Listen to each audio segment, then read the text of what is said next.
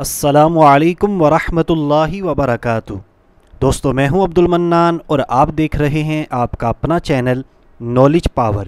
دوستو اگر آپ کا میدا کمزور ہو گیا ہے اور میدے کی کمزوری کی وجہ سے آپ پریشان ہیں اور اپنے میدے کو طاقتور بنانا چاہتے ہیں، میدے کی کمزوری کا علاج کرنا چاہتے ہیں، تو پھر آپ نے ہمارا آج کا بتایا ہوا قرآنی وظیفہ صرف 3 دن تک کر لینا ہے۔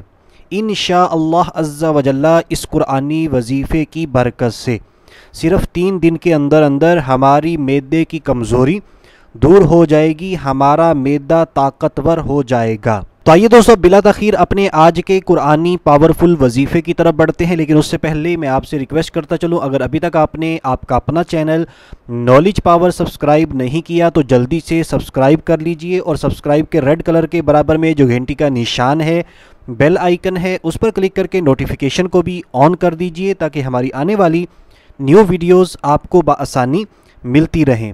تو اگر کسی بھی انسان کو میدے کی کمزوری ہو چکی ہو، اس کا میدا کمزور ہو گیا ہو، تو اس کو چاہیے قرآن پاک کے پارہ نمبر 30 کے اندر یہ ایک چھوٹی سی سورہ مبارکہ ہے، جس سورہ مبارکہ کا نام ہے سورہ قدر۔ اس سورہ مبارکہ کو آپ اسکرین پر بھی دیکھ لیجئے۔ تو اس سورہ مبارکہ کو آپ نے صرف اور صرف 11 مرتبہ پڑھنا ہے، 11 مرتبہ پڑھنا ہے۔ پڑھ کر آپ جو مریض ہے، بھلے آپ خود ہیں، تو اس مریض پر دم کر دیجئے، اور پانی پر دم کر کے اس مریض کو پلائیں، یعنی وہ پانی بھی اس مریض کو پلائیں، اور ویسے بھی اس مریض پر آپ نے دم کر دینا ہے۔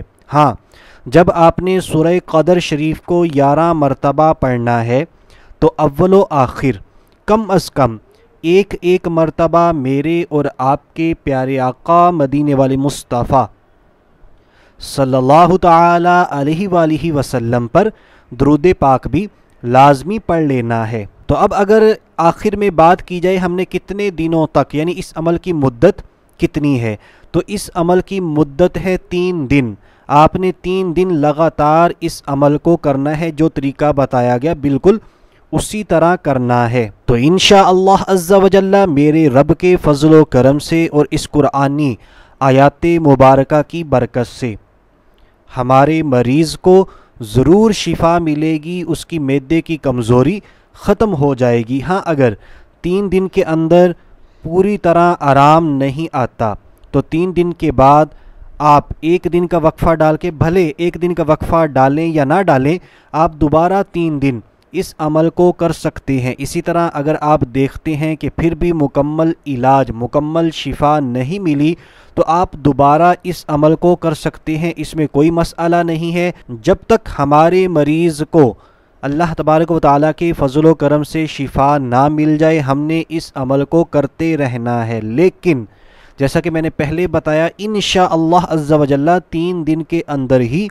شفا مل جائے گی اگر میرے رب نے چاہا۔ تو دوستو امید کرتے ہیں ہماری آج کی ویڈیو، آج کا وظیفہ آپ کو اچھا لگا ہوگا۔ اگر واقعی اچھا لگا ہے تو ہماری ویڈیو کو لائک کر دیجئے، شیئر کر دیجئے، اور کامنٹ کر کے لازمی بتائیے گا کہ آپ کو یہ وظیفہ کیسا لگا۔